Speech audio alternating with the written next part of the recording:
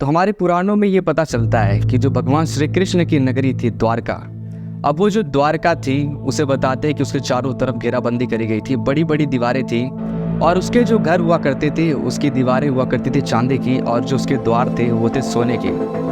पर ये बातें ज़्यादातर लोगों को ये लगती थी कि ये सिर्फ कथाएं हैं और सिर्फ पुराणों में बोली हुई बातें हैं। ये बातें लगती थी हमें 20वीं शताब्दी के अंत तक, पर सारी चीज़ें लगभग बदलने वाली थी जब एक अंडर वाटर एक्सप्लोरेशन 1980s में जिसकी शुरुआत होती है और उसकी जो फाइंडिंग्स होती है काफ़ी ज़्यादा चौंकाने वाली होती है। तो वो जानने से पहले हम जानेंगे जरा भगवान श्री कृष्ण की जो द्वारका है, जो कई सारे पुराण हैं उसके बारे में बात करते हैं। तो देखो कई सारे पुराण हैं जिसके बारे में बताते हैं, जैसे कि भागवत पुराण, उसके अलावा विष्णु पुराण, उसके अलावा ब्रह्म वैवर्त पुराण। लेकिन जो विष्णु पुराण है, विष्णु पुराण के अंदर भी द्वारका के बारे में बताया जाता है, लेकिन उसमें भगवान विष्णु के बारे में ज़्यादा बातें की गई हैं। लेकिन उसमें जो सबसे ज़्यादा प्रोमिनेंट है, इंपॉर्टेंट है, जिसमें ज़्यादातर उसकी जानकारी मिलती है वो है श्रीमद् भागवत पुराण।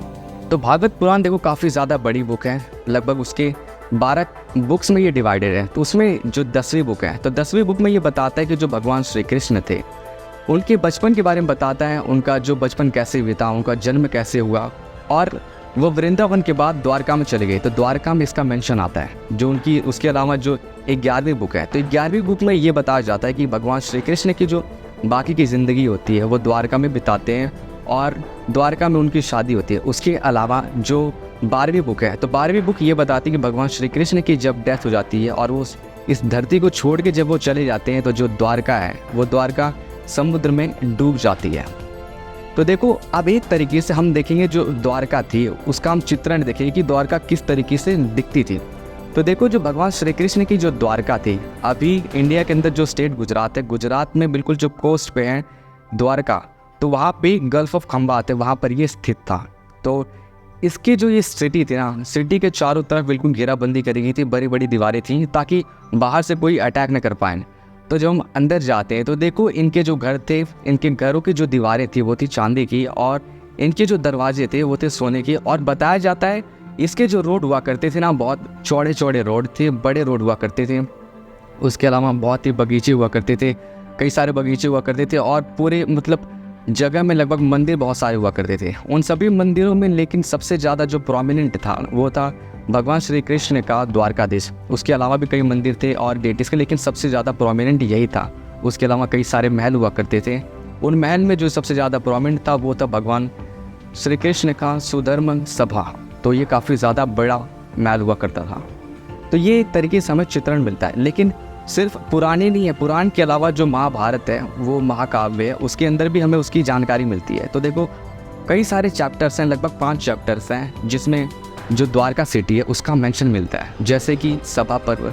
अब जो सभा पर्व है ना, इसमें ये चीज़ मेंशन करते हैं कि जो भगवान श्री कृष्ण वो होते हैं द्वारका के राजा और ये अटेंड करने आते हैं। जो पांडव के युधिष्ठिर होते हैं उनका राजसूय यज्ञ होता है, उसको अटेंड करने आते हैं। उसके अलावा एक और चैप्टर है, उसका नाम है द्यूत पर्व। अब ये जो द्यूत पर्व है उसमें ये बताया जाता है कि जब हस्तिनापुर के अंदर जो डाइस का गेम चल रहा होता है तो पांडवों की तरफ से भगवान श्री कृष्ण अपना संदेश भेजते हैं। उसके अलावा एक और चैप्टर है, उस चैप्टर का नाम है शल्य पर्व। अब शल्य पर्व के अंदर ये बताया जाता है कि भगवान श्री कृष्ण पांडवों को अपनी एक तरीके से जो मदद होती है उसको करने का एक तरह से एक इन्विटेशन देते हैं, ये प्रस्ताव देते हैं। अब एक और उसके अलावा चौथा है मौसाला पर्व। मौसाला पर्व के अंदर कई सारे जो इवेंट्स है, जैसे कि जो युद्ध होता है उसके बारे में बताया गया। युद्ध के अलावा भगवान श्री कृष्ण की जो डेथ होती है और वो धरती को छोड़ के चली जाती है उसके बारे में बात करी गई है।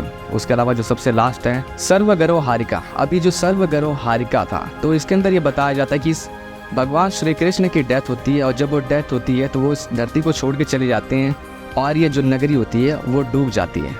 तो देखो ये सारी बातें लोगों को लगती है कि हाँ सिर्फ एक कथाओं के अंदर और पुराणों के अंदर बस ऐसे ही बताया हुआ है और इसकी कोई फिजिकल मतलब एग्जिस्टेंस नहीं है। पर ये चीज़ गलत होने वाली थी जब 1980s में अंडर वाटर एक्सप्लोरेशन की शुरुआत होती है। तो कई सारे जो सोनार होते हैं, उसके अलावा जो डाइवर्स होते हैं, उस जो गल्फ ऑफ खाम्बे है, खंबात जिसे हम बोलते हैं, उसे उसके अंदर भेजा जाता है। तो जो सोनार होते हैं ना, कई सारे जो वॉल्स होते हैं, वॉल्स के अलावा आर्टिफैक्ट्स होते हैं, उसे ये डिटेक्ट करते हैं। उसके अलावा फिर उसकी करी जाती है रेडियो कार्बन डेटिंग। अब जो रेडियो कार्बन डेटिंग होती है उससे ये पता चलता है कि किसी चीज़ की उम्र कितनी है। तब ये पता चलता है कि जितने ये आर्टिफैक्ट मिले हैं तो उनकी एज और जो हमारे पुराण है, पुराण के अंदर जो द्वारका सिटी थी उसकी एज काफ़ी हद तक मिलती है। अब कई सारे जो हमारे इंस्टीट्यूशन इसके अंदर लगे हुए थे, जैसे कि नेशनल इंस्टीट्यूट ऑफ ओशियोनोग्राफी, उसके अलावा इंडियन नेशनल इंस्टीट्यूट ऑफ ओशियोनोग्राफी, और भी कई सारे इंस्टीट्यूट थे। उन सभी में सबसे ज़्यादा एक प्रोमिनेंट नाम था जो एक आर्कियोलॉजिस्ट थे, मरीन। ये कहते हैं कि जितने भी आर्टिफैक्ट मिले हैं वो काफ़ी ज़्यादा सिग्निफिकेंट है और एक तरीके से ये बताते हैं कि हाँ, द्वारका सिटी एग्जिस्ट करती थी। और जो दूसरे हैं उनका नाम है एस गौर। अब जो ये एस गौर है वो कहते हैं कि जितने भी मतलब कि हमने खोज करने के लिए सबसे ज़्यादा एडवांस टेक्नोलॉजी का यूज़ करा है ताकि हम अपनी हिस्ट्री को पता कर पाएँ। उसके अलावा ग्लेन मिलन है। अब ये ग्लेन मिलन बताते हैं ना कि जो द्वारका सिटी थी तो गल्फ ऑफ खंबात के अंदर जो ओशन होता है उसका सी लेवल थोड़ा बढ़ने की वजह से हो सकता है कि द्वारका सिटी डूबी। अब ऐसे कई सारे साइंटिस्ट हैं जो कहते हैं कि हाँ, हो सकता है कि ये वही द्वारका सिटी है, और बहुत सारे साइंटिस्ट हैं जो एक्सेप्ट करते हैं कि हाँ, यही द्वारका सिटीज़ हैं, लेकिन बहुत ही ज़्यादा भी क्लियरिटी नहीं है। पर एक चीज़ तो है कि हाँ, कोई सिटी एग्जिस्ट करती थी। तो अभी कई सारे साइंटिस्ट में उनमें मतभेद है कि क्या ये द्वारका सिटी है। तो खैर, इसमें हो सकता है कुछ गलतियाँ भी हो। तो इस वीडियो में बस इतना ही। देखने के लिए धन्यवाद। आप बताइए आपको मतलब क्या लगता है, क्या ये द्वारका ही है? तो इस वीडियो में बस इतना ही। देखने के लिए धन्यवाद।